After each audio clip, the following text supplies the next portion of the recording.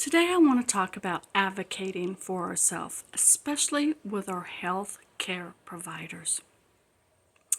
Now, this happened to me last week, and it's kind of an ongoing thing. And I kind of let it slide when it happened, but the more I thought about it, you know how we get. The more you think about something, the more you realize what really happened, and the more irritated you get about it. Well, that was me at the surgeon's office. It started with my general practitioner.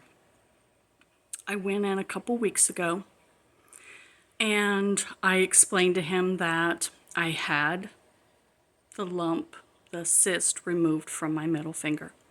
And then I started talking to him about a problem with my first finger. And he just dismissed it. Oh, it's arthritis. And I said, well, you know, I kind of looked into it a little bit, and I'm kind of worried that I might be developing rheumatoid arthritis. You know, I've had osteoarthritis for over 20 years. And I explained all that to him because he's about 90 and he can't keep all of his patients straight, so he doesn't remember me from Adam, right? So I explained that, and I said, this is different, and I described my symptoms to him. And he said, well, why do you think it's rheumatoid arthritis? And I said, because it's so different from the arthritis that I already have and have had. And he said, oh, is that what Mr. Google told you? Very condescending. And I said, well, yes, actually, and WebMD.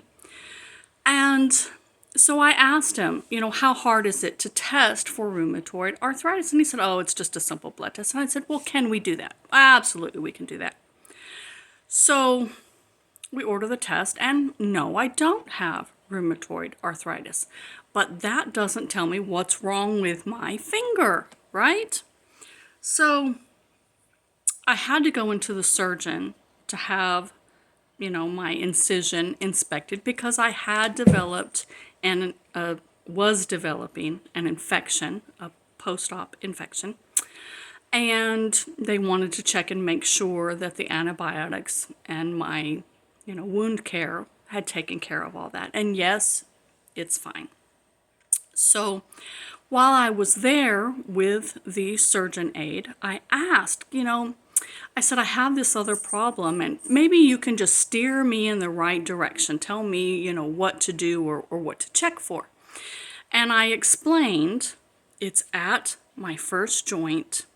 It's swollen across the joint.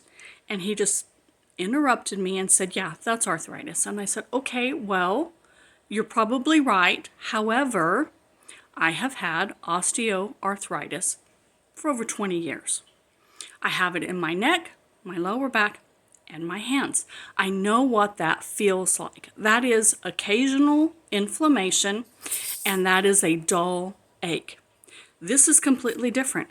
This is a constant inflammation, a straight line across the joint. The fingertip turns red, and it's a burning sensation, a constant burn. And it's different from anything I've experienced with my past arthritis. And he stopped and actually examined my finger, which he wasn't doing before, and neither had my GP. They just listened to the beginnings of my symptoms, cut me off, and said, it's arthritis. Okay. So he actually examined my finger and started pushing on it, and he said, there's fluid in there, which I had just had a cyst removed from my middle finger, right? And he said, yeah, this is going to turn out exactly like your other finger, but maybe we can stop it.